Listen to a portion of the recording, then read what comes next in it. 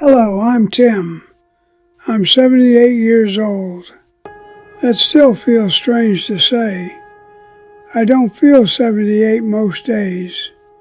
Inside, I'm still the same boy who once believed that if you worked hard enough, loved deeply enough, and stayed strong enough, everything would somehow work itself out. It didn't. And if you're listening to this, whether you're young, already a parent, or thinking about becoming one, I'm not here to impress you. I'm not here to justify myself. I'm here because I've run out of time to lie to myself, and maybe telling you the truth will stop you from repeating my mistakes. If I could sit you down for an hour, I'd tell you the real story of my life. Not the polished version, not the one I told at family dinners or job interviews, but the honest one. The one that explains why I failed at the most important job I ever had, being a father. I grew up in a quiet house. Not quiet because it was peaceful, quiet because nothing important was ever spoken out loud. My father believed in work. That was his religion. He woke up early, came home late, ate dinner, and fell asleep in his chair. He wasn't cruel. He wasn't abusive. He was just absent, even when he was sitting right there. My mother held everything together, but her love was silent. Hugs were rare. Praise was even rarer. You learned to be useful, not expressive. You learned that feelings were private things, almost embarrassing things. And without realizing it, I learned something that followed me my entire life, that a man's value comes from what he provides, not from how emotionally present he is. When I was young, I promised myself I'd be different. I told myself I'd be more involved, more loving, more available, but I carried my father's definition of success with me. I chased achievement. I chased stability. I chased the belief that if I built a solid enough life, job, house, savings, everything else would naturally fall into place. I didn't understand that emotional presence doesn't automatically come with financial security. I met my wife in my 20s. She was warm in ways I wasn't. She laughed easily. She listened deeply. She noticed people, not just outcomes. I loved her for that, but without realizing it, I also relied on her to handle the emotional parts of life I didn't know how to touch. I thought that balance was normal. I didn't see how uneven it really was. When our first child was born, I felt joy, but underneath it was fear, a deep, quiet fear. Someone would be watching me, learning from me, measuring themselves against me. I didn't feel ready for that kind of responsibility. So I did what I always did when I felt uncertain. I worked harder, longer hours, more pressure, more exhaustion. I told myself I was doing it for my family, and in some ways I was, but I was also using work to avoid confronting my own emotional limitations. I confused providing with parenting, and I carried that confusion for decades.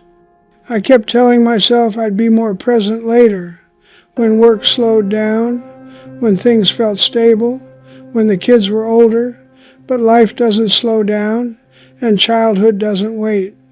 I missed moments I thought were small stories after school, quiet car rides, questions asked hesitantly and never repeated. Children don't announce when they need you most. They test, they hover, they withdraw. And if you're not paying attention, you mistake silence for independence. I wasn't angry. I wasn't violent. I wasn't cruel. I was distant. And distance does damage quietly. My children learned not to bring me problems, not because I told them not to, but because I didn't invite them in. I offered solutions instead of understanding, advice instead of curiosity. I thought I was teaching resilience. What I was really teaching was emotional self-containment. No one ever taught me how to say, "I'm proud of you," or "I was wrong," or "I'm scared," or "I don't know." Those words felt dangerous, like cracks in armor. So instead I stayed silent. And silence, over time, feels like judgment even when love is present. There's a moment that still stays with me. My child, grown by then, was talking about something painful. I did what I always did. I minimized it. I offered fixes. I tried to move past the discomfort. And they stopped talking. Not just then. In general. That's when I understood the cost of who I'd been. By the time I learned how to listen, they had learned how not to speak. Regret doesn't shout. It whispers. It shows up in old photographs, in conversations that stay polite but shallow, in phone calls that don't come anymore. I don't regret my children. I regret the man I was too afraid to become while raising them. If you're listening to this and you're still early in your life, please hear me. Talk about your feelings, especially when it's uncomfortable.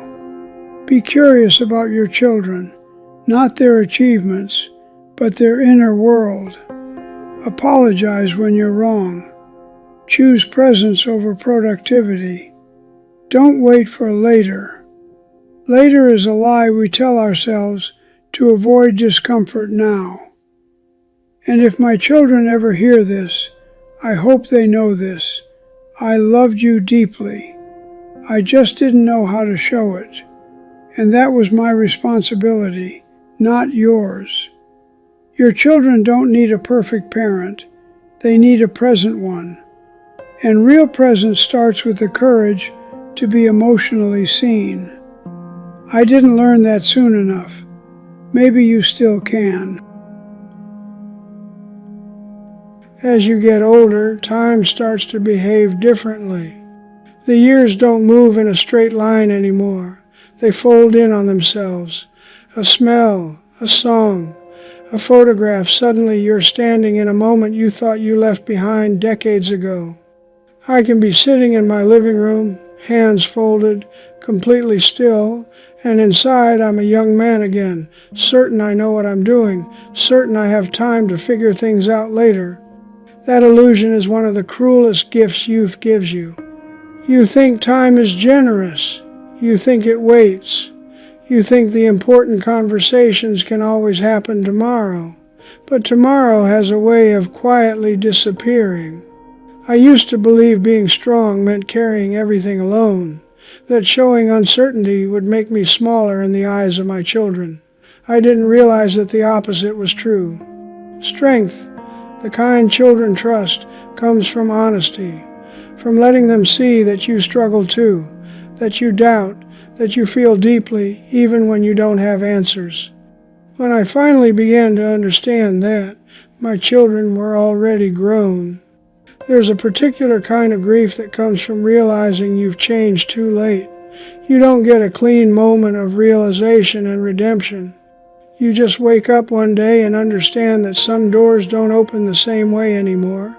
Not because anyone slammed them shut, but because time quietly closed them while you weren't looking. I sometimes wonder who my children might have been if I'd learned sooner. Not different people, just freer ones, less guarded, less careful with their emotions. Children learn how safe the world is by how safe they feel with their parents. I wish I had understood that earlier. Aging forces you to sit with your memories. You can't outrun them anymore. You don't have the distractions you once did, and in that stillness, you start to see patterns.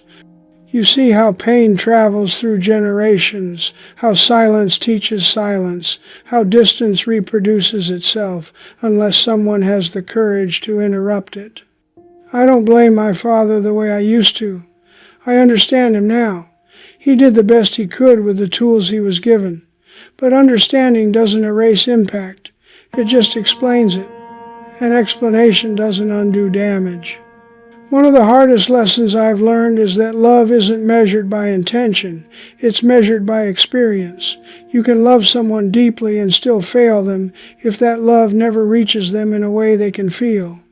That realization changes how you look at everything. I think about the times I chose being right over being kind, the moments when I could have listened longer but didn't, the times I saw my child hesitate before speaking and didn't notice what that hesitation meant. Those are the moments that come back in the quiet hours. People tell you not to dwell on regrets. They say it doesn't help. But I think regret has a purpose. It sharpens your understanding. It humbles you. It reminds you that life isn't about winning or proving anything, it's about connection. If I could go back, I wouldn't try to be a better provider. I'd try to be a better listener. I'd sit on the floor more. I'd ask more questions without rushing toward answers. I'd let my children see me, unsure, imperfect human. Because children don't need heroes. They need honesty. As I near the end of my life, I think less about accomplishments and more about moments. The ones I was present for and the ones I wasn't. Success fades quickly in memory. Love doesn't. If you're still in the middle of raising children or building relationships or learning who you are, please understand this. Emotional presence is not something you add later. It is the work. It is the job. Everything else is secondary. You will never regret listening longer. You will never regret saying, "I love you," too often. You will never regret choosing connection over control. What you might regret is assuming there will always be another chance. I live with the hope that my children know, in their own way, that I tried, even if I didn't always succeed. And I live with the humility of knowing that some wounds don't fully heal. They just soften with understanding. If this story reaches even one person in time, one parent who decides to sit down, put the phone away, and really listen, then maybe my mistakes can serve a purpose beyond my own life. That's all I can offer now. Not perfection, not redemption, just honesty. And sometimes honesty is the most loving thing we can leave behind.